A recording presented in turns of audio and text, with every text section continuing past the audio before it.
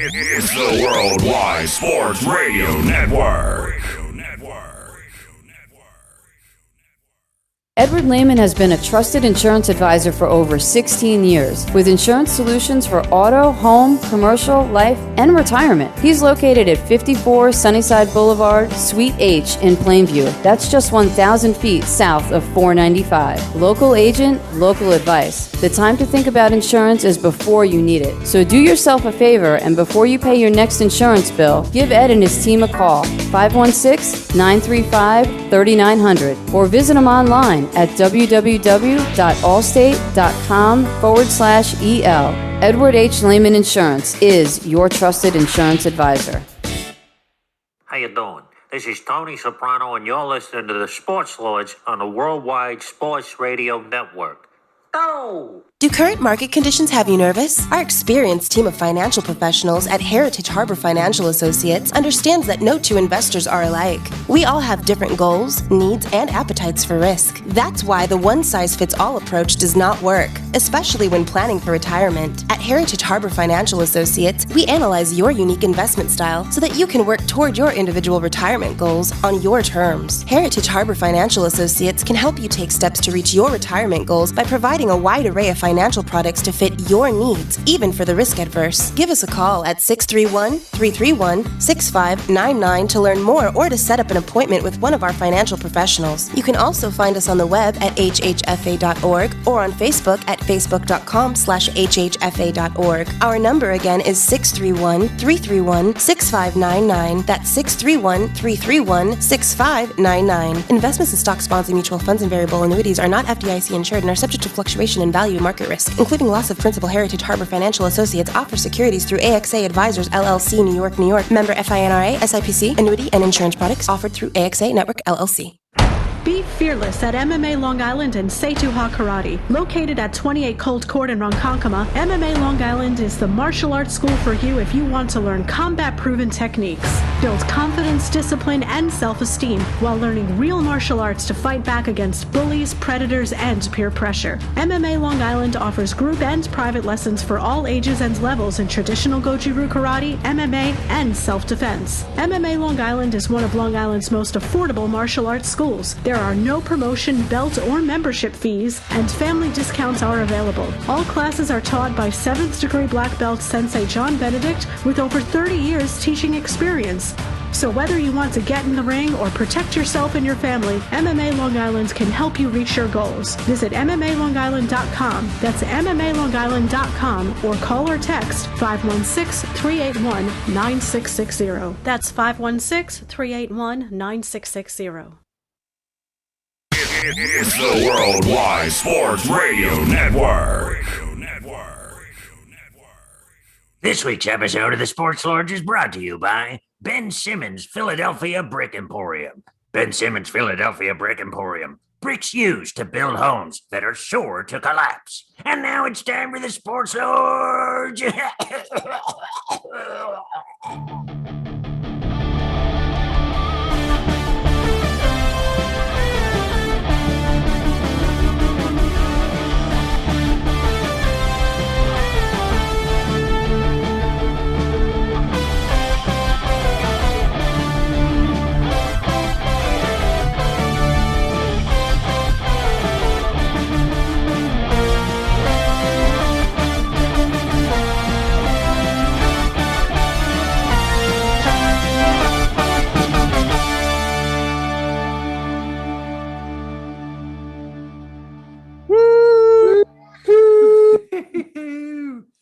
What up, everyone? Raise the roof. How about them Hawks? Yo, maximum hawkage. Duh, winning. That gets me every time still. Winning. It's so outdated. There's the Hawk. Yeah, how about it, guys? How about it? Shocking the world one series at a time. Yeah, it's weird. We said it a lot before we started the show. It's so weird to be on the other end of a collapse, like on the positive end of a collapse / comeback. Cause like, I feel like you got to credit the Hawks a little bit more than people have some of those comebacks. But before we dive into that, I want to say hello to everyone. Happy belated Father's Day. Happy belated Daddy's Day to all the daddies out there. I hope all the daddies, had a good day. Hope they had a special Daddy's Day. Yeah. And I think we can go ahead and include ourselves. Diego's a doggy daddy. Jimmy and I are cat daddies. So, True. Hey, That's true. It's And our day some- too.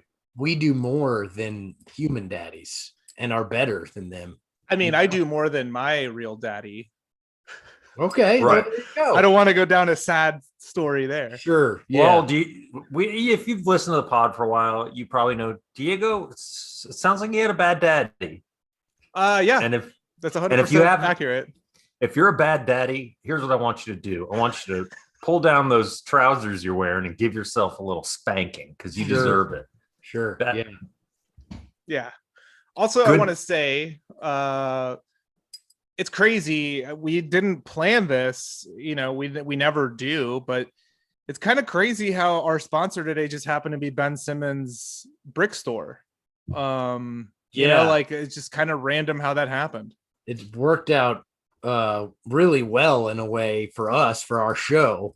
Not so great for Ben, though. I'm sure he's not happy right now. But He's getting the word out at least, Yeah, I do think it's a strange business model to advertise your bricks as faulty and ones that will, collapse if used as part of a foundation for a home. It's a bit like Chili Davis's chili, where it's bad going in and worse coming out. Like it's a weird strategy to advertise, but they're honest. Yeah, I mean, and that's the thing. Look, they're professional athletes. They're not businessmen. No. So sometimes they come up with, some dumb ideas, but Yeah, they got the millions to go for it. So Alex Rodriguez's makeup for men, that's probably a bad idea because unless you're going on camera, most men not wearing makeup, Sure. Which Yeah. I don't know if y'all saw Jose Canseco wished everyone a happy Father's Day yesterday, except for A-Rod, because he's a true MFer, he said on Twitter. And like capital M, capital F, not the actual words. Wow. So he won't let it go. Yeah, I wonder if one day this is just going to end horribly and Jose is just going to murder Alex Rodriguez because he really seems like he doesn't want to move past his hatred. No. If you were to make a movie, that's how the movie would end. Yeah. It's bitter former athlete murders other former athlete who I think- has it's a pretty one-sided feud. I don't think A-Rod thinks that much about Jose. I doubt it. Yeah. I'm probably casting Luis Guzman in the Jose Canseco. That's a good choice, I think. I Oh, think that's yeah. pretty solid. He's one of my A-Rod. favorite. A-Rod, I would cast the guy who's in the Heights, the lead. What's that guy's name? Lin-Manuel Miranda. No. The other guy, the guy who's like, he's in all the commercials. He's in that weird Crown Royal commercial where he brings his mom Crown Royal for Mother's Day or whatever. Oh yeah, that guy. Okay. I haven't seen that, but that sounds like I should have given that to my mom for Mother's Day. I gave my mom Crown Royal for Mother's Day, and we got hammered together. Yeah. Because every time that comes on, I'm like, this is bizarre. If I, you could take your mom out to brunch. Flowers, sure, yeah. Even bottle of wine, but I don't know. Maybe it's just me. Maybe that's, other people. Hey, if you're listening, if you don't think that's weird to bring your mom a bottle of Crown Royal on Mother's Day, you let us know. But I think it's weird. Yeah. Look, I'm Latino, and so like I know everything about Latin America, and Puerto Ricans famously drink Canadian whiskey like Crown Royal, you know what I mean? Sure, and a hot day down in San Juan, like crack open a delicious Canadian whiskey with your family. Just go to town, I mean, yeah, Makes perfect sense. And I by the way, I do want to say, started in the Heights. It got about an hour into the film. That's Do you all we have need. a quick first impression? review for us? I mean, I know you still have 3 hours to go, probably, but just the first third. So couple of thoughts, couple takeaways. One, I'm guessing Lin-Manuel cast the lead is, I'm guessing in the original Broadway production in the mid to late 2000s, he was the lead, is my guess. But he's kind of aged out of that role because it's supposed to be like a young guy. So he casts himself as like a street vendor in Washington Heights. And my buddy, I don't know why it made me laugh so much, but when he's like, oh, does he play like the guy's like, oh, hey, I've got ice cream for sale. And I just thought it would have been a fun choice if he'd made himself Cockney. Just like he carried over his Mary Poppins character into the movie. Oh, yeah. So that's just a fun thing to think about. My other takeaway was the first song was about opening a bodega up for the day. And, and then Jimmy Smith's first line is, good morning. Yeah, I have a lot of complicated feelings towards Lin-Manuel Miranda and musicals in general, but especially Lin-Manuel. Well, I think we can all have varying opinions about him, but I think nobody can deny that his hit musical Hamilton fixed America. So yeah, that fixed America. Yeah, agreed. We don't have any more problems or racism here anymore. I do like musicals. I'm just not a huge fan of his style of musicals. Yeah. Like Lin-Manuel, it's like I love the idea of like, yeah, cool, a Latin American dude breaking into this industry and bringing in people of color and like all this stuff, but he's so goddamn corny. His music stinks, and he's not a good rapper. And I just can't, I don't know. I used to work with his dad. His dad was a nice guy. He seems like he probably. I have a friend of a friend, or my friend is good buddies with him. Mm-hmm. So, and from all I've heard, he seems like a great guy, but he's just corny. He's just this theater nerd who like has gone too far. Yeah, 100%. And I lump Bo Burnham in with that same group. I can't speak for him because he's not Latino, so I can't criticize that. I can. I'll just say I don't engage with any of Bo Burnham's stuff he makes. I saw a little bit of some of his YouTube videos about 10 years ago, and that was about enough for me. Same. Yeah. I think I wish I was. I think part of it is you guys are a little mentally healthier than me because I like to torture myself sometimes. You do. Yeah. Yeah. And so I'll do that. I'll imbibe in a little bit of the devil's lettuce, if you know what I mean. And I'll turn one of those on. And at best, I will say Lynn's In the Heights, even if you don't like it, it's fun. It looks cool. Yeah, I'm not telling anyone to not watch it. I'm not telling anyone to not enjoy it. But I am saying if I'm going to do a comedy show and you play the Hamilton soundtrack as the lead-in before the show starts, it sucks because that's happened to me. And I have to ruins a crowd. Yeah, the improv world was where I got most of my Hamilton exposure from. So I might be biased against it because of the extremely white and nerdy theater nerds who were shoving it into my face a lot. So maybe it is good. Because of the people who first exposed me to it, I steer clear of it. I will say I have seen the film Moana, which Lin-Manuel wrote all the songs for, and they're pretty damn good. Moana's great. I do like Moana. Again, I'll give Lin full credit. He nailed it on that. He did. I will take your word for it. I don't typically watch movies for babies. I know you have an excuse because you have baby nephews and nieces. Yeah. But I did watch that on my own, or with my wife. So yeah, I watched it with a friend, like Devil's Lettuce time, and it was okay. I should take it back. I do sometimes watch movies for babies. So what's the difference between that and a music? It's a musical, but it's just a computer generated musical. True. Okay, fine. And if anything, it makes more sense than like a good morning bodega time. Ba, ba, ba, ba. Like, no, get the hell out of here. Give me a little girl, a Polynesian girl fighting a volcano demon. Yeah, exactly. I agree with that. But that's the thing. Moana, it seems fun. That's not a hate watch for me. I can tell I'd probably like it. I think it's a good one. It's a good movie. But and I will say last thing, allegedly, my buddy who was bartending in 2006 was stiffed on a bill by Lin-Manuel. Allegedly.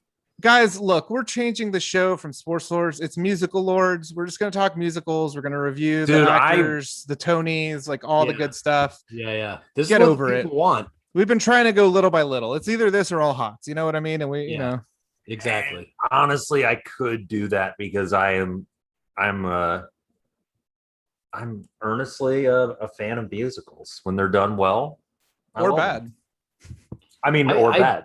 I would like to see somebody just like take an informal poll of actual like Latino bodega owners and get their thoughts on In the Heights and see if they're.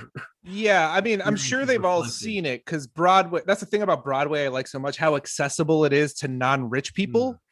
How easy it is to get tickets for cheap and like not, you can stand in line all day and get a ticket, but that means you don't have to work.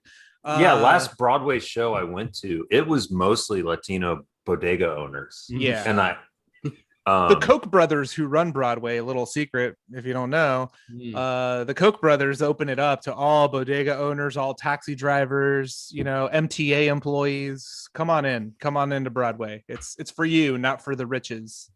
Not for the riches and the tourists who are willing to drop like $100 on a ticket. So yeah, it's great. I love it.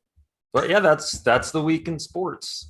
Yeah, so that's all that happened. Now we're gonna get to a review of 1776. That's one of the few musicals I have seen. The movie? No, the actual. I saw it like at the Fox. On Broadway when I was in like 8th grade. Wow. Yeah.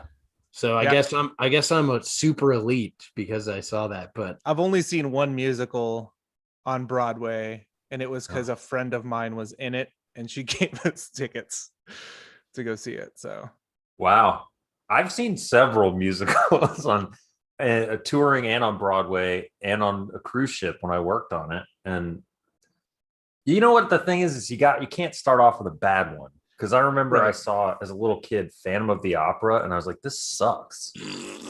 Cats sucks. But like a good one, West Side Story, great. Yeah, I mean, I don't hate all musicals. I like the classic. I didn't grow up either like with a family that was like, let's go to musicals all the time, like a lot of people did. But my mom made us watch like The Sound of Music and West Side Story and Grease and like all the movie ones. And it's like, all right, they're fine. But I'd rather those. I grew up with those too. I like them. I mean, it is funny when you realize, because when I was a little kid, I was like, oh man, Grease is so cool. It's all these tough guys singing about cars. And then I had a certain age and was like, oh no, this is not, they're not that. They're just. Well, John Travolta is a tough guy. Yeah. Dude. Sorry. Yeah. There's no denying. Yeah. We're only laughing because of the mistake we made of not calling him a tough guy. Huge oversight. But anyway, let's get back to it. That's basketball. Winning. Yeah, we're gonna drive everyone nuts now. Enough musical talk. Let's get into Hawkage. Oh yeah, because our Atlanta Hawks, for the second time in their history, are in the Eastern Conference Finals, and this time it feels different than last time because it feels like this team's actually competent. Yeah, it felt so. That was 2015 was the last time they were. Yeah, it was the Coach Bud 60-win Hawks with Millsap, and I remember that series because I was at sea watching it via satellite.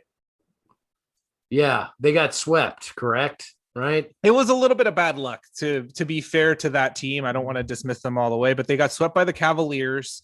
That was when Matthew Dellavedova decided to dive into Kyle Korver's legs. Oh God, and, yes. fucked up his I hated ankle. that And guy. also not talked about enough, especially right now during the time we're living in. That season was thrown off by the NYPD and Bill de Blasio's NYPD because they broke Thabo Cephalosha's leg outside of a club when he was hanging out with Pero Antic, and he sued the city and won because there was no reason that should have happened. But somehow that gets brushed under the rug. But the NYPD kind of cost the Hawks a little bit because their rotation was their best defensive player was immediately out. Yeah, I completely forgot about that. It's crazy because the NYPD has such a pristine record of treating people of color fairly and justly. It was one bad apple. Yeah, exactly. Yeah, they That's crazy. They got the bad apple, and that was kind of the end of the story as far as anything negative with that police force. Right. But man, yeah, I kind of forgot about all that. Everyone does. I try to bring it up. You're like, hey, remember this happened? Yeah. What was his name? Dellavedova? Matthew Dellavedova. Yeah. Dellavedova. Dellavedova, guy- yeah. The that guy Australian was- little guy. He was such a heel. Mhm. He was a total heel. Yeah. That was a disappointing series. So I think the Hawks got injured, and then the Cavs in game 2, I want to say, set the NBA record for most threes in a playoff game at the time. Like they just could not miss. Like J.R. Smith was on fire. LeBron was on fire. They just wiped the floor with them. Yeah. That was that the year that the Cavs did they win it that year? I don't off the top of my head. I want to say yes, but maybe not. Either way, this feels a lot different. It's like it feels like this team is finding itself and finding its identity in real time throughout these playoffs. Yeah.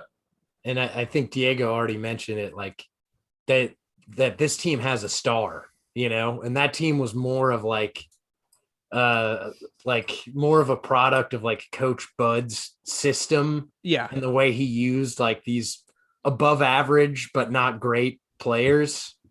And this team has more of like an identity that is built around Trey's large testicle personality that he has. Yeah, and producer Kyle here is jumping in and helping us out. The Cavs did not win that year. They lost to the Warriors that won the next season. Okay. Yeah.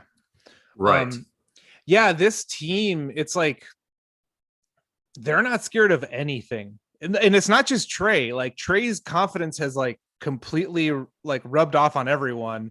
For sure. Because like John Collins is starting to step up too. And again, he pulled the coolest move last night in his post-game interview, wearing a shirt of himself dunking over Joel Embiid from 2 days before, which how do you turn around that quick on a shirt? Yeah, but also well done. hell yeah, way to troll at the end there. I love it. Big troll move. And another big testicle move, because you know that next time he sees Joel Embiid on the court, it's going to be a battle. Yeah, they don't like each other at all, it seems like. But also like a lot of the trash talk and stuff. Because like we'll get into a little bit more, but like, everyone was like Kyrie or KD and PJ Tucker, and it's like, yeah, but they're friends. Didn't they play together at Texas or something? Well, PJ helped recruit KD. Okay. Yeah. But yeah, and also like as an Atlanta sports fan in general, like our most successful franchise, the Braves, has always been like very sort of straight-laced and by the book and like gentlemanly or whatever to a fault, I would say. And it's kind of fun to have a team that's like got a little more like FU personality, and it's just like, yeah, just lean in. Like if people are going to make you a villain, just lean into it, embrace it, man. Right. It feels, no, you nailed it. Cause it does feel like when players show personality within the Braves organization in the past, it's sort of been like frowned upon, or even it's like, well, let's get rid of that guy. Yeah. And they're morphing. Yeah, sorry, that's still kind of happening. We'll maybe talk about some we'll get later. to that a little bit. We'll get to that later, but this feels like it's just something I don't think any of us have seen in Atlanta, where it's like you guys are saying, this team has an edge. They have an attitude. They have a swagger. Like they outswag the Knicks. That's why the Knicks fans were so pissed. Last week we were basically preparing ourselves mentally and spiritually for the Hawks to just lose this series. Yeah. And it's like man, they didn't get that memo. They came out to play. And Trey, he didn't have a great game 7, but the rest of the team stepped up. Kevin Huerter, Red Velvet, getting it done. Yeah, man. That was insane, man. Like representing. He played lights out. It was amazing. It's giving gingers everywhere hope. For He sure. is. And my girlfriend and I we were talking because I was like, she was saying he's not a true ginger. Because Because he's strawberry blonde. Is that what she's arguing or something? I don't know. I see where she's coming from, but I'm going to classify him as ginger.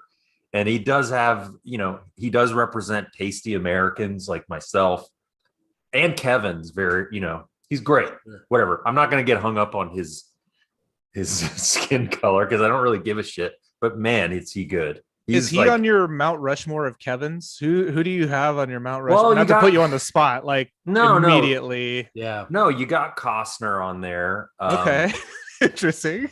Most years you'd have Durant, but this year it was a little bit of a disappointment. Even though he just had like one of the most legendary playoff performances of all time. He did, but his team lost, so fuck him. He's out. Herter temporarily takes his place. Kevin Hart. No, sorry, go ahead. No, you go. Hart over James. I was gonna say, what about Kevin from Home Alone?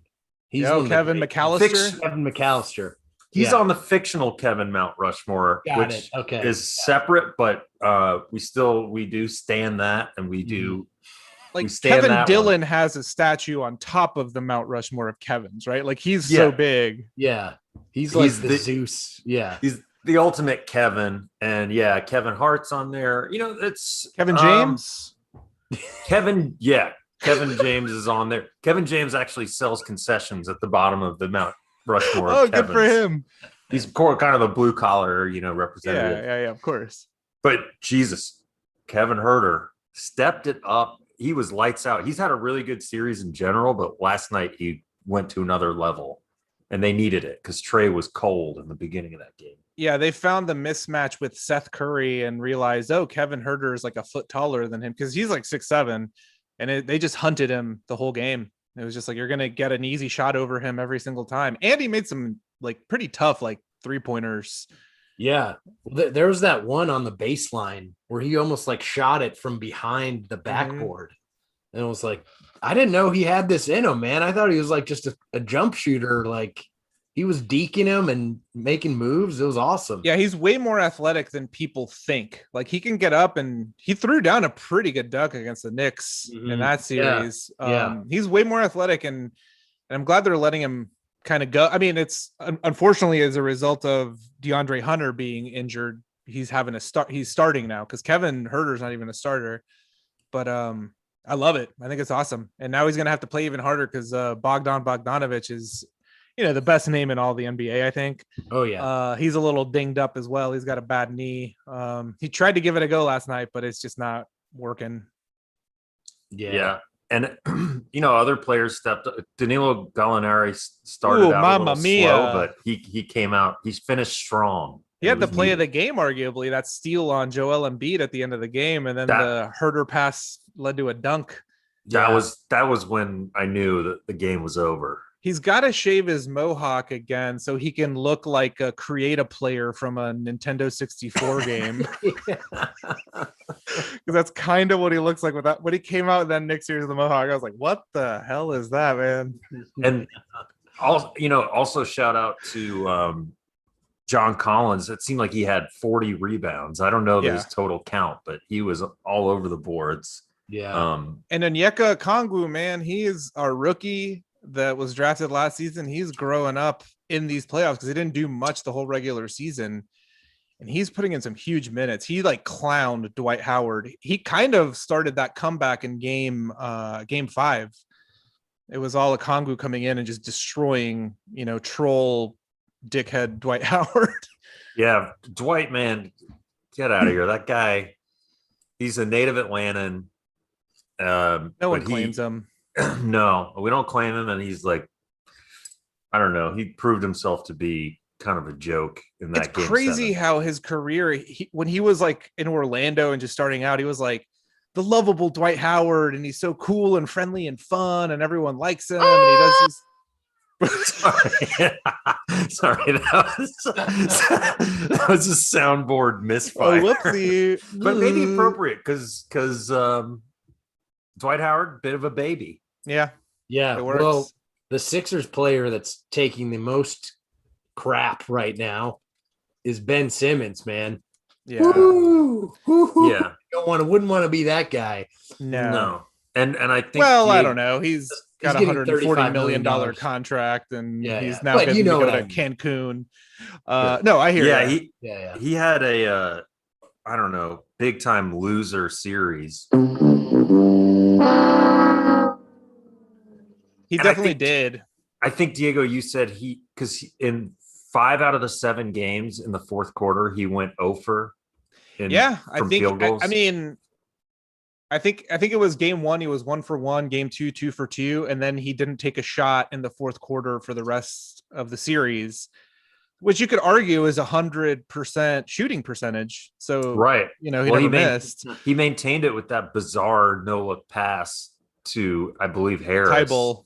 Yeah, Matisse Tybal. Yeah, and he had a wide open dunk, and they only got 1 point instead of 2. So it seems like he was a little snake bit. He was a little in his head there, and it worked for the Hawks' advantage. But it's funny watching the polar opposite, because Ben is definitely scared. He was not being aggressive. He doesn't want to go to the rim because he knows he's going to have to go to the free throw line, and that he can't do that. And so he basically got in his head, like you said, he's very scared. And it's like polar opposites. Like Ben Simmons, completely scared of the moment and everything, whereas Trae Young is like, you know what? I'll jack up any shot at any time. It doesn't matter. The Philly is weak mentally, is what I'm saying, and it seems like the Hawks are the most confident, strongest-minded team I've seen in a long time. Yeah, it's crazy. Trae was like 3 for 20, and he was still just like attacking and being very aggressive, and it was just like, no fear, man. Because the Hawks tried the hack-a-bend starting in like game 5, and that's how they got back in it. Maybe a little bit before as well, but game 5 was when they really went for it. Just to foul him, getting on the free throw line, he's going to miss and do all that. And it's like, everyone's like, oh, that sucks, whatever. And it does. It's not fun to watch, but it's effective. But the thing that I don't understand that other teams, that Philadelphia should have capitalized on, if they're doing that, that means the Hawks are in the penalty. That means every foul, they're going to get free throws. At that point, give the ball to a good free throw shooter and get to the free throw line. Like, it doesn't have to always be in Ben Simmons' hand. Yeah, there's a way around that. You pull him out of the game, and then every foul, you're at the free throw line. You take advantage of that. Yeah. But for some reason, Doc just sticks with this guy. And yeah, Doc is taking a lot of heat right now as well. Fairly, I would say. I mean, yeah, he has a history of this. Yeah, he's been a choker in the past. You just took the 1 seed in the Eastern Conference and crapped your pants with him. So not good, Doc. And Utah did the same thing, and they're getting crap because Rudy Gobert was basically their Ben Simmons, where they left him in the game, and Terrence Mann of the Clippers, a rookie, just lit them up in that elimination game, and they wouldn't take Gobert out, and he just kept scoring, and they got eliminated. So it's like the same situation. Number 1 seed out West, all their hopes coming in. This is the year to do it. No LeBron, no Damian Lillard to go through, and crap the bed against the Kawhi-less Clippers. Yeah, I think I heard earlier that this is the first year since 94 that at least one of the 1 seeds isn't in the conference semifinals. Yeah. This never happens in the NBA. Right. The 1 seeds always go deep, but not this year. which is kind of fun because it's like some new teams that haven't won in a long time. The final four are the Atlanta Hawks, the Milwaukee Bucks, the Phoenix Suns, and the LA Clippers. That's kind of awesome, I think. Yeah. Even without the Hawks, even if you replace the Hawks with someone else, like it's, not like a big team, I think it's kind of cool. Sorry, I changed my background There you go. for my boy Kev. I do, yeah.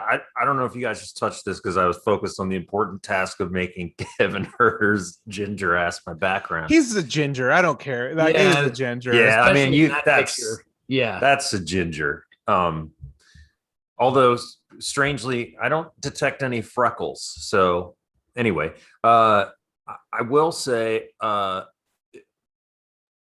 two players who like are legit and played really well. Like I don't watch enough to have seen all of them all season, but Seth Curry and Joel Embiid. I mean, well, Joel was, everyone was like Nikola Jokic is the runaway MVP. And I was like, I don't know, man. Joel's dominant on one leg. He just, I'm with Kevin. This is the first time I've actually like watched a significant amount of Joel Embiid aside from like highlights basically. And he's insane how good he is, man. It's crazy. He's so scary because he's like so huge, athletic, dominant, and can also just he can stroke from the 3-point line. And Seth Curry's always been like a good role player. And then in Dallas, before he came to Philly, he started kind of coming out of his shell a little bit more and getting utilized a little bit. And he's really good. He's like a confident shooter. He doesn't back down to the moment. I still don't like him because like the Curry brothers are a little. Oh yeah, I don't like his rich kid, snotty vibes. Yeah, but he's legit. He's a little undersized, but he's a great. he's not his brother, but like he's still really good. He was the second best player of Philadelphia the whole series. Yeah, and he did you guys see that one play where I think John Collins accidentally kneed him in the jaw? Yeah. I mean. You got to be like pretty nails to just get back up and keep playing after that. I would want to go home. And I gotta say, I do feel a little bit bad for Ben because I've experienced that. 2019, I guess I happened to be in Philadelphia for just a random trip. And they were playing, it was game one of the playoffs, and they were playing the D'Angelo Russell led Brooklyn Nets at the time. And the Nets took game one, and the crowd booed the crap. They booed them off the floor. And I as a neutral, like completely not giving a crap about that game, just like being happy to be at a basketball game. It was just like, yeah, this sucks. Like, I don't feel good for these guys. Yeah.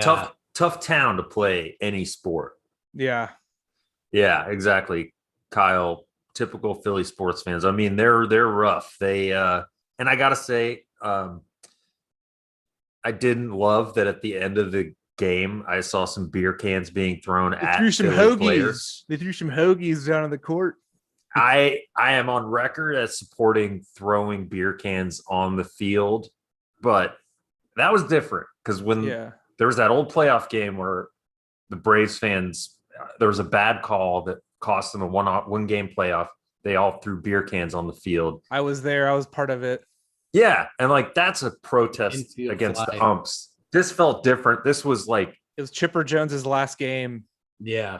And not only did he have the error that cost him the game, but he also struck out on his last at-bat. Yeah. Right. That was terrible. But yeah, like Kevin's saying, that was more just in protest of the shittiness. Less trying to hurt players on your own team.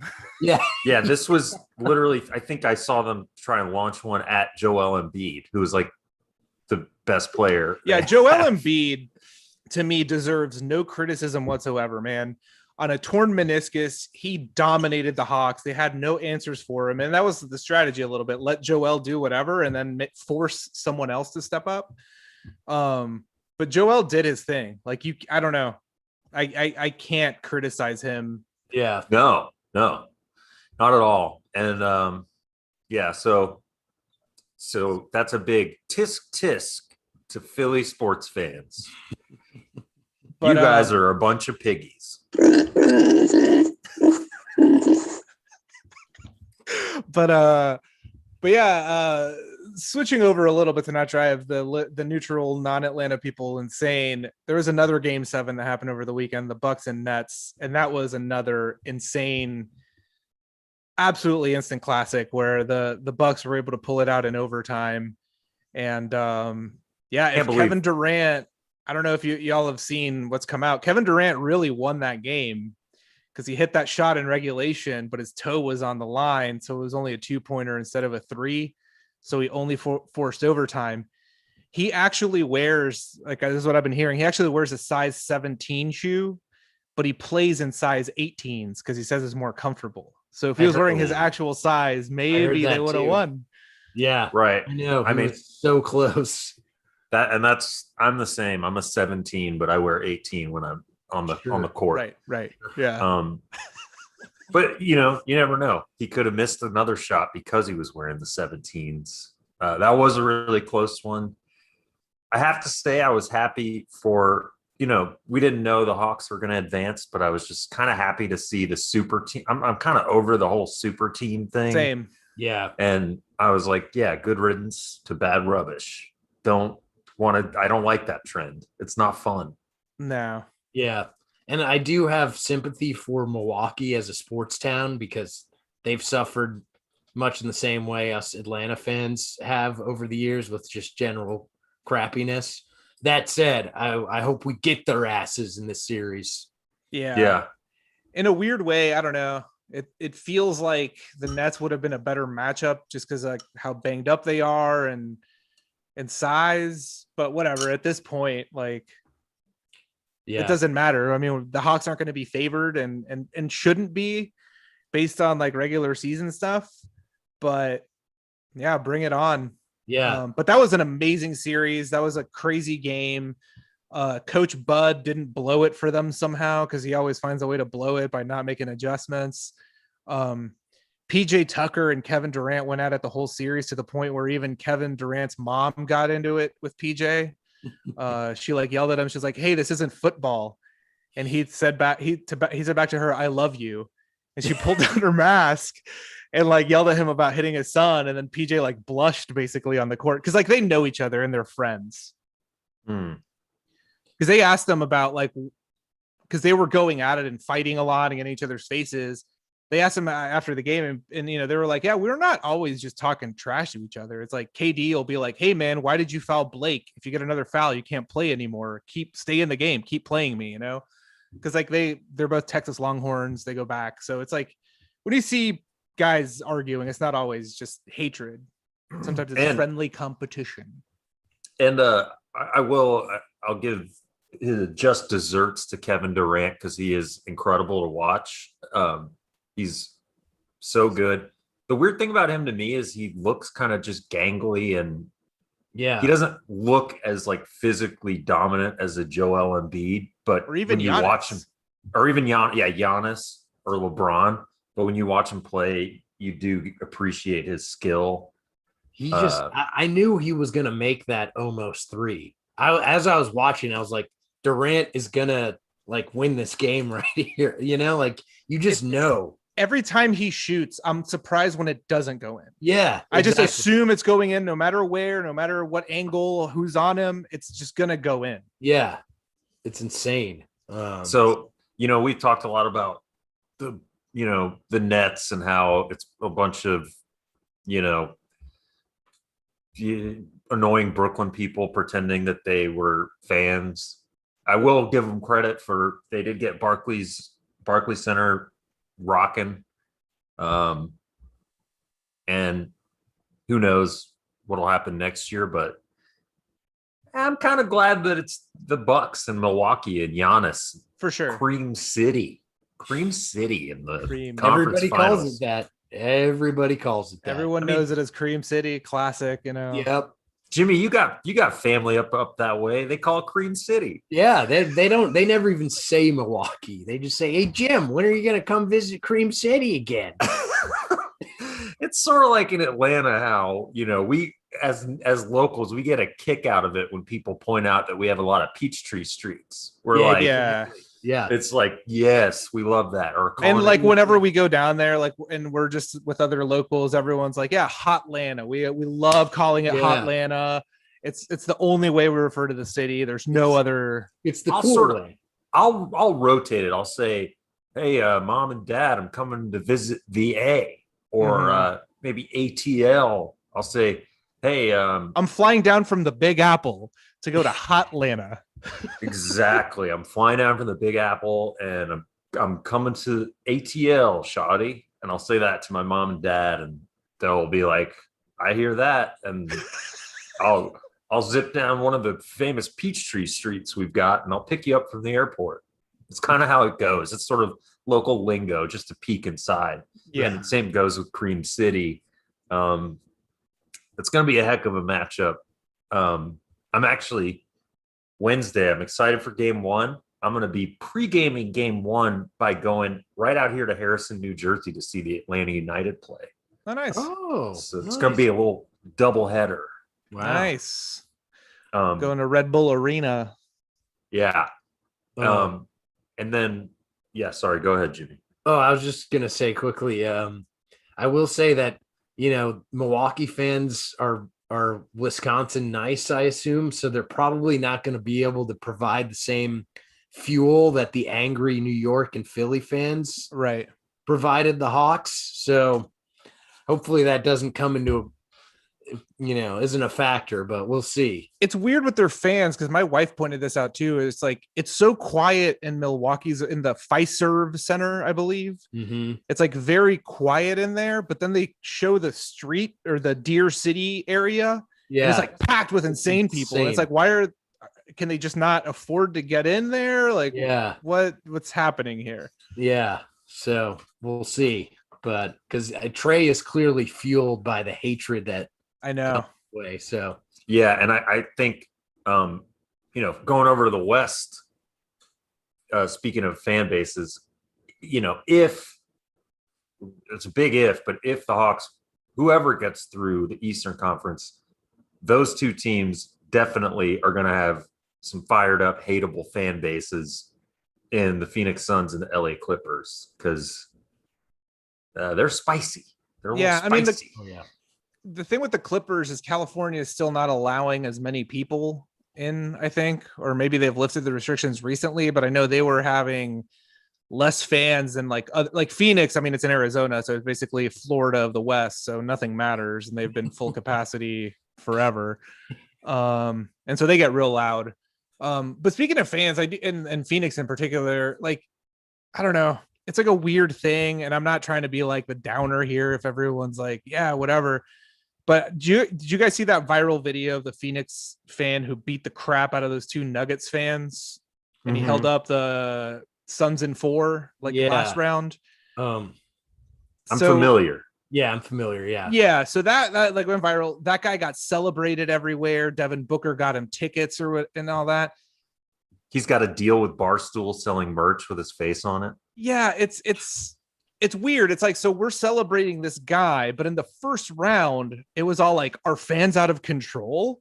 Like, what are we doing here with these fans? They're like too out of control. And now all of a sudden we're celebrating this. So it's like, which is it? We can't I don't know both. And it's weird to like make a guy who got in a fight, because like the Suns fans beat the crap out of two Clippers fans. I saw that video as well over the weekend in game one. So it's like, are we just like making this okay? I don't know. I don't know. Yeah, that sounds like a conflicting media narrative. Yeah. But I think part of it, I don't think anybody here condones violence. But I think there is a difference between like threatening players versus two drunk idiots beating each other up. That's true. Because in the first round, it was like fans throwing objects directly at players. But still, it is kind of insane that these guys who are getting into these violent encounters are getting glorified now. It's like, I don't know about that. And the dumbass Nuggets fan who got his ass kicked did an interview for some reason and claimed that he didn't get his ass kicked, even though we all saw it on video. Yeah, I mean, that's an alpha. That's a pure alpha move.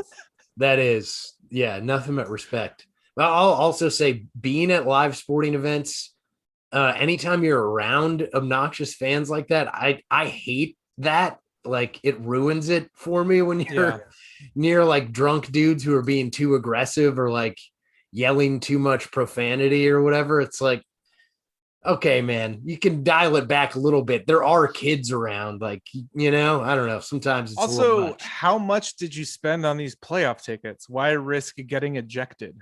Yeah, right. Yeah. You're wasting your money and all that. But I think the past years made a lot of people forget how to act like a human in public. So I guess, I don't know. I just think we're all dumb. Our society is unraveling. That's a given, but I do think that the increase in it is like people have lost their minds a little bit, and add alcohol and being in a packed arena for the first time. For some people, there's gonna be some weird stuff going on. But yeah, we'll wrap up basketball talk because we only got a few minutes, and there's a bunch of other things that I think we want to get to. But I'll do my Skip Bayless impression here and just say, like, can you guys imagine drafting Luka and not getting out of the first round? Can you imagine what that's like? Can you imagine like never being able to get out of the first round? Not our team. Yeah. I'll tell you that. Wow. No, can't imagine it. Yeah. Embarrassing stuff. Yeah. If that was my team, I'd walk into the ocean. Which, by the way, I'm not going to get into it, but the Mavs have all kinds of in-house fires going on right now. Oh, yeah. It's been covered a lot by like all the real like NBA writer and podcasts and stuff. So if you're curious about that, check it out. Mark Cuban not running a tight ship. Imagine that. His whole organization running an incredibly misogynistic harassment towards women campaign that lasted for years has also been brushed aside and forgotten about. But so who knew he couldn't have a good GM and run a good team? But no, Luka's good. Luka's great. Trey and Luka can both be good, but Luka can't get out of the first round. So I'm just, think about that. Think about it. And think about all that stuff that the national media said, saying that Luka was the better player. Think about it. Yeah. Yeah. They're different players, and it's okay. But now I think we want to get to a little bit of baseball. Sure. I mean,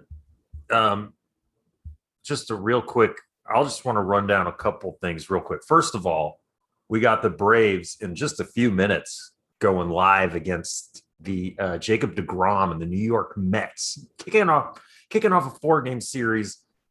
It's kind of nut cutting time for the Braves. They really need to take a couple of these games if they want. Yeah, Mets fans, if you want to watch your team win, tune in a few minutes. Yeah. Oh, and last minute the Braves swapped out. So instead of Ian Anderson going against deGrom, they've got Kyle Muller. So that's a name I've definitely heard before until not just this is the first time I'm hearing it. That is pretty much, I think, the Braves putting up the white flag for the first game in this doubleheader. It was like a white flag situation, yeah. Because deGrom continues to be amazing. Undoubtedly the best player in baseball.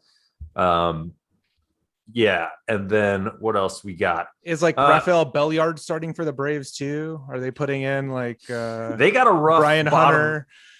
They got a rough bottom third of the lineup night Brooks after Conrad is taking over third base. Yeah, it's not good what's happening, but they did win 3 out of 4 against the Cardinals, so that's something. Yeah.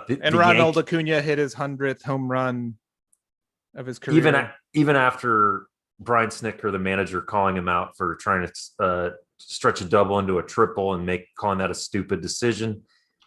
I know Snitker might have been upset, but you don't say the word stupid shouldn't come in any sentence when describing anything your star player does. You should handle that in-house. Snitker, I'm not happy with you. I already think you kind of suck as a manager. Exactly. In a game where your team gave up 10 runs, to focus on Ronald Acuna's base running mistake, This is a bad look, to say the least. Come on. And it was like an aggressive play. It wasn't like he got caught in a rundown because he got too far off the bag or anything. He was trying to make a play. He was trying to get the team going. It was, I'll take the aggressive-ness. I will slightly disagree and say I do think it was a bad move because it went from that went from an RBI double, bringing up Freddie Freeman with 1 out, only down with 1 out, to 2 outs, and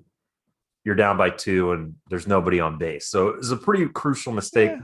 That said, you don't need to say that to the press. You can go say whatever you want to Ronnie, but Snitker should do what he did with Dansby a few weeks ago when he said I like the aggressive move, because Dansby did the same thing a little earlier in the game. So yeah, I mean, say what the defensive Snitker is it's later in the season. So I've heard people say that, Ronald's a much better player than Dansby, so he holds him to a higher standard, which that doesn't make any sense. That is a stupid argument. Yeah. I don't know. I think maybe Snitker was just because it happened at the very end of the game. So maybe he was upset about it and he went right into his post-game press conference and, went off about it. But it's just embarrassing when the rest of your team sucks so much. And Snitker routinely makes horrible bullpen decisions. And there's nobody, Alex Anthopoulos isn't going to do a press conference after the game and be like, well, we had a chance, but Snitker's a moron. And he put Josh Tomlin in a 2-run game, and a guy gave up, a grand slam. It's like, come on, dude. There's been a lot of frustrating moves, especially in hindsight, where we had one of the best bullpens in baseball last year, and we let Mark Melanson goes, now the best closer in baseball, over in San Diego. Apparently, I just realized that Braves fired their bullpen coach and brought in a new guy. So it's like a lot of these weird moves. And then basically, in my opinion, this is Kevin's hot take on the Braves. They need to take at least 3 out of 4 against the Mets, or it might be like somebody's getting fired and maybe multiple people are getting fired. Because it's bad. And another big thing is the Rays are calling up Wander Franco, who's one of the hottest prospects in baseball. Oh yeah. So, and the Yankees, I saw, finished a game with a triple play, the 3rd of the season, which is a weird record thing. Yeah, that's very weird. I think that's an MLB record, and the Yankees are starting to, from what I haven't been watching a lot of their games, but I've been keeping up. It seems like they're kind of turning shit around. Like, I think they just took a series with the Athletics, which is big. Kyle's pointing out that Wander Franco, number 1 prospect in the MLB pipeline since 2019. So a lot of anticipation for this young man. We also wanted to highlight, I think, Shohei Ohtani, who's the kid is like, I don't know. I didn't have high hopes for him, but man, he's been really good. Like last week, here's like some stats. Like Tuesday, he hit a home run. Wednesday, he hit a dinger. Thursday, 6 innings pitched, 1 earned run, 5 strikeouts, and a win. Friday, 2 dingers. Saturday, a dinger. Sunday, a dinger. Pretty good. Insane. And he doesn't hit cheapies either. No, 435 feet every time, at least. And he's going to be in the Derby, right? Yeah, he's and Vlad Jr., Vladdy Daddy, not going to be in, because, and that's a very valid decision, especially because Vladdy and the Blue Jays are, well, I'm looking at their record. They're 500 right now. So they're 7 games back. They have a great team. But I think the A's or the Angels are also 500. They're 7.5 back. So both teams are in the same spot. The Stros are in first. The White Sox, despite Tony La Russa being an old crank, they're still crushing it. The Rays have dropped 6 in a row, right? Yes, the Rays, I believe they lost. They got swept by the Mariners, which is pretty embarrassing. So the Sox are back in first over on Lansdowne Road, kid. And then in the National League, the Mets. I mean, this Mets Braves series is huge. Brew Crew tied with the Cubs in first, and the San Francisco Giants are still doing it somehow. Crazy. Yeah. And the sticky stuff. Stuff is still a source of controversy. Tyler Glasnow is going to get Tommy John surgery, and he basically blamed his torn UCL on not being able to use sticky stuff and having to grip the ball harder. So it's going to be interesting to see how this plays out. Of course, Major League Baseball is doing a terrible job of managing their sport like they always do. And there's a rule, you got to enforce it, and they're going to finally enforce it. So but the thing is I don't know, from like what I've read and like heard, it seems like the dumb thing that all these pitchers are upset about is like, why are you doing this in the middle of our season?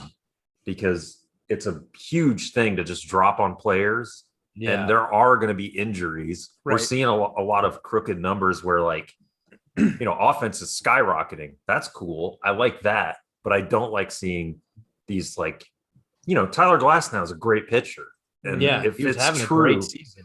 Yeah. If it's like you got to give these guys time in the off season to adjust and, like, get used to this, because it's sort of been this unwritten or unspoken thing that they kind of just let them do it for a few years. And I think they should take the spider tack out of it, but to also be like, you can't use sunscreen is kind of insane. Like, that's they're just trying to get a grip on the ball.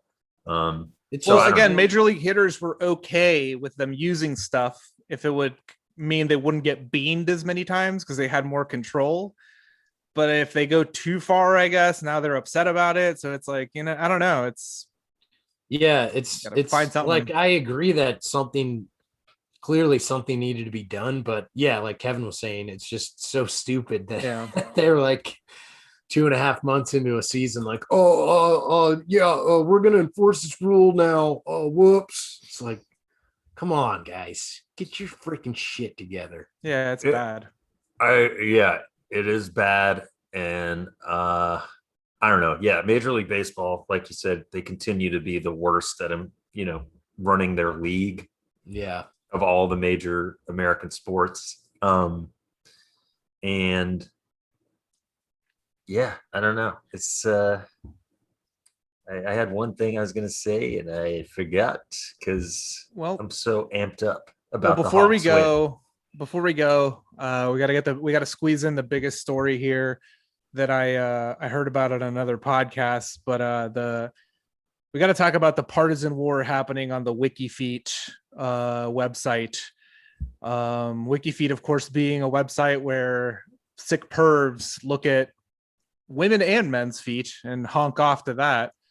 But apparently we're not a kink shame podcast. No, not at all. But there's a war going on where people are like, hey, I hate Tommy Lahren, but is it okay that I love her feet? And vice versa. Was this posted by someone that we know who's been a guest on the podcast before? No, I actually heard this on another podcast that I've. I mean, specifically, I do know one person who we've had on the pod who is really into Tammy Lauren. He knows who he is. Yeah. I now know who you're talking about, but I did not see it from that source. But we should ask because I'm sure. But it's not just that way. It's the other way around. It goes the other way around too, where it's like some MAGA chode is like, I hate Hillary, but man, those feet. So yeah, there's a big war going on between everyone and they can't figure it out. And you know what we say? We're not a kink shame show, but we say honk off to whatever you want. Absolutely. Yeah, I agree. If it's legal, of age, of age. Yeah, of age. That. And consensual. Nobody's getting hurt. Sure. Yeah. To be clear, we have to be clear about that. Yeah. Whatever you want, as long as those within those parameters, honk off to whoever you want. It doesn't matter. It's all good. I might find it revolting, but if you like it, you like it. Yeah. Just, the best thing you can do is just go to our old friends or old sponsors, bazungas.com. Everything is like tip top there. It's legal. It's Fully good. legal. It's fine. Consensual. Just check them out. It's They'll awesome. take great care of you. Yeah. Yeah. 100%. Bazungas. I can't get enough. No, they're our old friends. They haven't sponsored us in a little while. They're always coming up with new tabs, new giveaways, new things. I'm sure we'll have them back on. We had to get Ben Simmons's brick store today because that had been on the schedule. But Brick Emporium. We've had a lot of excuse me. We've had a lot of Emporiums sponsor over the years. Yeah. Tim Allen's Coffin and Urn Emporium was one from a while ago. Forgot about that one. Yeah.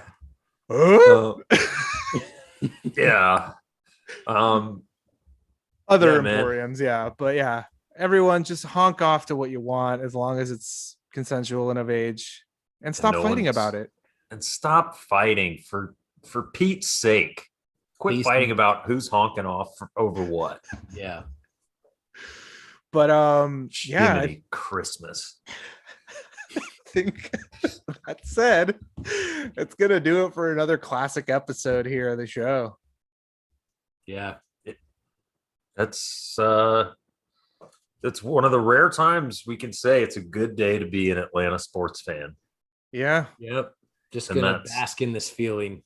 It was a rough weekend of Atlanta sports, but it seemed like they got all the bad energy out for the one at 8:00 last night for the Game 7. And remember, like, you kind of owe us after the election. They kind of owe Georgia a little bit. Right. We didn't get it. Is Kawhi out for the rest of the playoffs? They haven't officially said that he's out, Okay. but he's out. He's not coming back. Gotcha. At least I don't think he is, but okay. not this round. And Chris Paul should be back because he's in COVID protocols. He's asymptomatic. And yeah, he just has to come up with a couple negative tests. He's vaccinated, so he should hopefully be back, but it doesn't seem like the Suns miss him at all. Because they're very good without him. But yeah, we'll be back next week with another episode. Hopefully our beloved Hawks will still be in it. But if not, it is what it is. It's been a great run, but I think they can hang tight. And I'm gonna make my prediction now. Hawks in 3. Wow. I think the Bucks are just gonna say, you know what? No, you guys own Cream City. We're gonna go on vacation. Hawks in 3. Okay. So you think they're just gonna forfeit after losing 3 straight? After Red Velvet walks in, they'll be like, respect. That's it. That's good. Yeah, I was afraid you were gonna say like the Bucks are gonna get killed by ISIS or something, but no. Okay. I like the Bucks will kill ISIS. That would be awesome. Yeah. Just give Giannis a bazooka and send him over there. Let him do his thing, man. We are an anti-ISIS pod. Yeah. I know Dante DiVincenzo is hurt, but he'll take care of ISIS. Yeah. It's too bad we're not going to see Dante DiVincenzo play against Danilo Gallinari. I know. I just like the idea that Dante DiVincenzo and Pat Connaughton are on the same. It's like a basketball team out of like 1903 or something where, it's two forgotten American ethnic groups. We got an Irish and an Italian.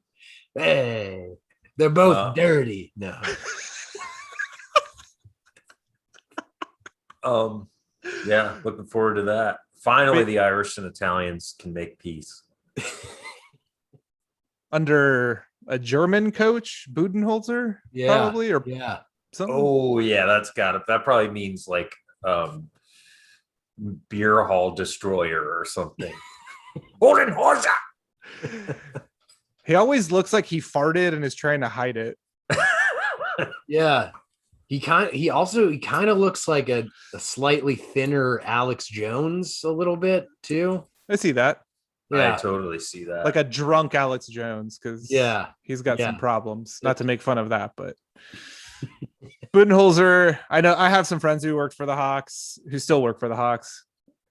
everyone says he wasn't the nicest guy. He wasn't the most friendly guy to be around. So Not nice. Not nice. but yeah, now we're just wasting time. But Yeah, should we end the show? let's like wrap it Hold up. on. Let's get back to the musical discussion. Okay, great. No, I'm kidding. What did you think of Miss Saigon? Never saw that one. I know a lot of musical songs because I was a band nerd. Oh, nerd alert. And we played a lot of the stuff in the band, but I never saw the shows. Yeah. But again, I watched the movie Drumline the other night, and then I was playing old videos of college marching bands, including the Pride of the Southland band. Nice. So maybe you were in the video. I don't know. Yeah. If it was between 2000 2002, I would have probably been there. Nice. But yeah, that's going to do it for another show. We'll talk about the NCAA, the Supreme Court allowing NCAA to give money to athletes. Maybe next time if the Hawks aren't winning. But but yeah, make sure you check out the Worldwide Sports Radio Network. Check out all the other shows on the network. Download the app. Why don't you put it on your phone? Give it a listen. Lots of good stuff on there. You got fantasy, you got sports analysis, you got wrestling analysis, you got another comedy show. You got it all there. So check them out. Check us out there. Yeah, we'll be back next week with another show, everyone. And have a great week. And we'll see y'all next week, everyone. Bye-bye. Bye. Happy summer. Go Hawks. And we'll be back. It's the Worldwide Sports Radio Network. Edward Lehman has been a trusted insurance advisor for over 16 years with insurance solutions for auto, home, commercial, life, and retirement. He's located at 54 Sunnyside Boulevard, Suite H in Plainview. That's just 1,000 feet south of 495. Local agent, local advice. The time to think about insurance is before you need it. So do yourself a favor and before you pay your next insurance bill, give Ed and his team a call, 516-935-3900, or visit him online at www.allstate.com/EL. Edward H. Lehman Insurance is your